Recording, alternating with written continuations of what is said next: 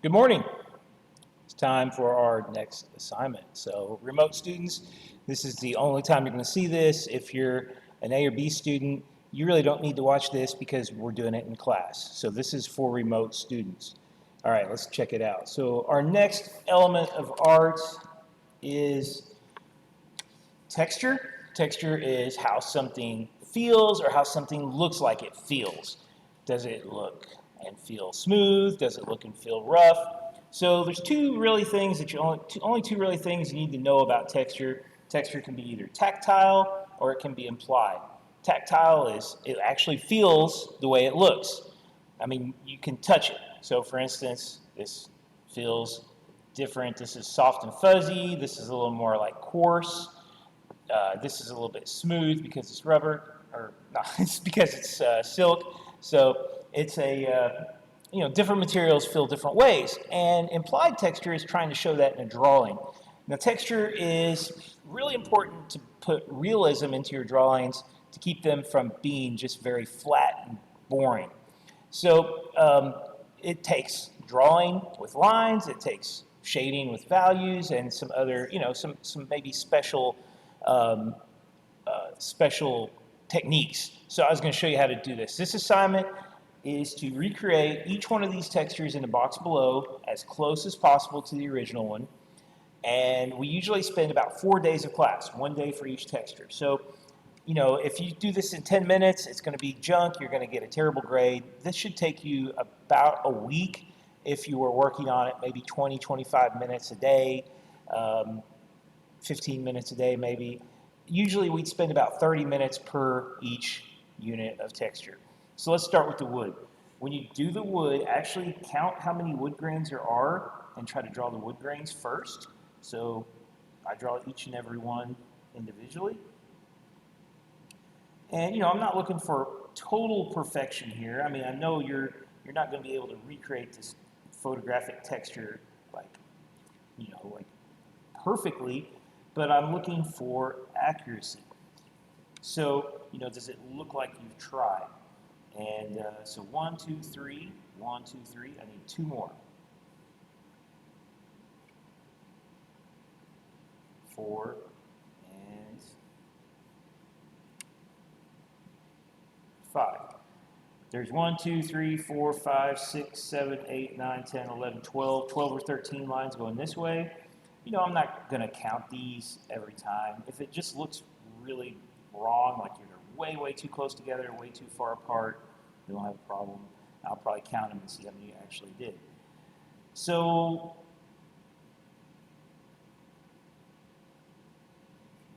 1, 2, 3, 4, 5. It looks like they get a little closer together. 6, 7, 8, 9, 10, 11.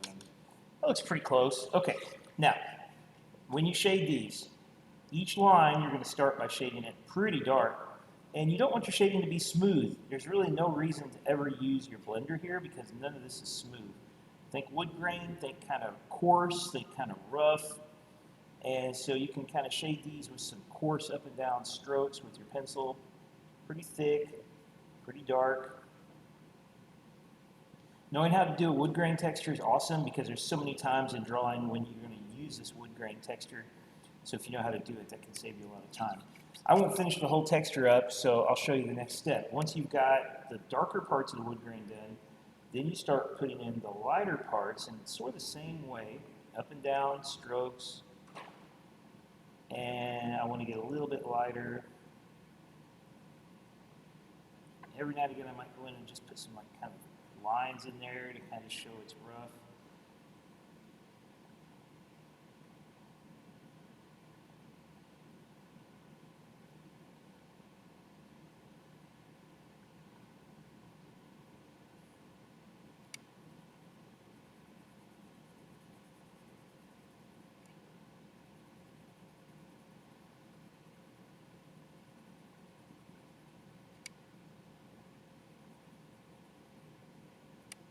Okay. Repeat that over and over again. When you get over here, same basic principle. You're going to shade these lines in. more lightly shade towards the next one. You can see how doing this right takes time. Texture is time consuming. It's not really hard though, because once you've sort of figured out the pattern, it's just like repeating the pattern over and over again.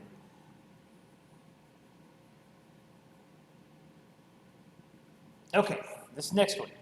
This is kind of hard to figure out what it is. I always thought this was actually like the surface of like a bunch of like moss growing on a rock or something. It looks like it could be. It's actually a satellite photo of a forest. These are forested areas. This is like some grasslands between the forests. So textures can be, you know, like microscopic, like looking really, really detailed at something, or they can be like macro, where you're looking at like a huge area of texture, like trying to draw, like, say, the grass in a field as a texture. You're not going to draw individual blades of grass. We're not going to draw individual leaves, but we're going to recreate this texture. So this texture is useful because the same texture that you use for drawing a big bunch of trees on a satellite image like this is really the same texture you use for drawing like the leaves on a tree if they're, you know, up a little bit closer. So the first step is to just kind of draw these shapes as closely as you can, not trying to get what detail there is. So I see a shape here. Just kind of look at these shapes and try to redraw them as closely as possible. And you know, they're not going to be perfect, and that's fine. And then once you have drawn some of these shapes, okay, then you're going to start adding your texture.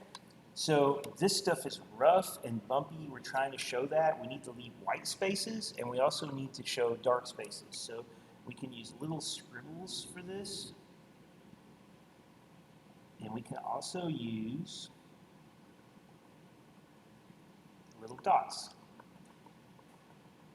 I like the little scribbles better, but I also kind of like to mix in the dots too. Both of them work good.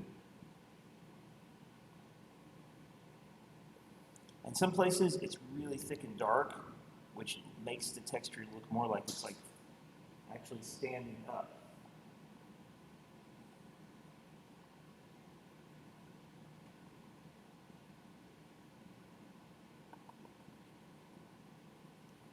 In between the two forest areas, it's mostly white, but there's a little bit of shading, and this whole lower section could be shaded in, you know, but this is pretty smooth in between, so you might actually use your blender and kind of smooth that part out in between the forests. So you've got little dots here and there, but for the most part, most of your texture is going to be in these like forested areas. Pay attention to where it's darker. You'll see kind of like darker edges. You can kind of put your little scribbles closer together to get that effect. Okay, hair is one of the easier ones, but it's not as easy as it looks. There's more to it than you think. Hair is not just going to be drawing a bunch of short lines. You've got to pay attention to where the short lines are going and how wide it is. In some areas, the short lines are going to be farther apart from each other, but you want to kind of be random with your lines, kind of vary up the direction that they go in some. You don't always make them go in the same direction. Change up their directions. And you also have some dark areas. I'm going to go ahead and put those dark areas in first, where the lines are so close together that it just becomes black. But pay attention to the direction the lines are going, because down here, the lines are going downward, and they kind of curve, and in between, they start to kind of change direction. They're going straight here, but then they start turning. You'll want a sharp pencil for this, because you want your lines to be fairly tight. You don't want like big fuzzy lines. And you're going to do a lot of overlapping. Sometimes you have areas where it's almost like just kind of gray, because the lines are so close together, they just become gray, almost all the same.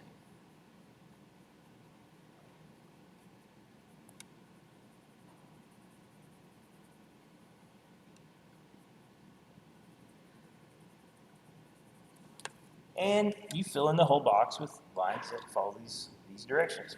This last one is the surface of Mars. It could be any rocky, arid terrain.